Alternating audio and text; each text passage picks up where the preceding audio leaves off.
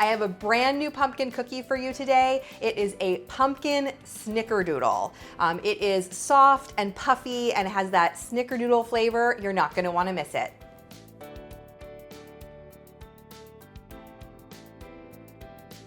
Hey everyone, it's Dorothy with crazyforcrust.com and welcome back to my kitchen. Today we are talking about pumpkin cookies, but I've leveled them up and married them to snickerdoodles. So pumpkin snickerdoodles, these are the perfect fall cookie. For more delicious desserts and easy recipes, be sure to subscribe to my channel. Now let's get in the kitchen. Okay, we're gonna start off the recipe with a half of a cup of unsalted butter that's been softened and a half of a cup of granulated sugar and a quarter of a cup of packed brown sugar.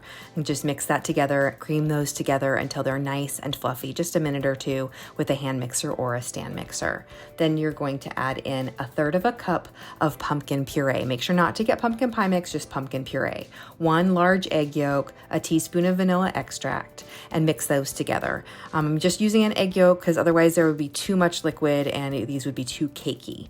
Then I'm adding 1 teaspoon of cream of tartar, a half of a teaspoon of salt, and a half a teaspoon of baking soda, along with 2 teaspoons of ground cinnamon and a tablespoon of pumpkin pie spice. You need a lot of that spice in there for it to give you that pump of flavor that you need.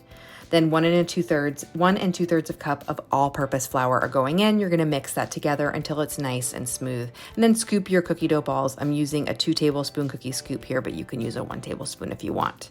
I've mixed together a quarter of a cup of granulated sugar with 2 teaspoons of more pumpkin pie spice, and I'm gonna roll those balls in that cinnamon sugar mixture and then place them on my cookie sheet. Bake them at 350 for about 12 to 15 minutes until they just lose their glossy sheen. You can see how soft and puffy these stayed. They still have that snickerdoodle flavor, and using that pumpkin spice on the outside just amps up that flavor, makes them perfect. Leave me a comment and let me know what other pumpkin recipes you love, and keep watching for even more desserts.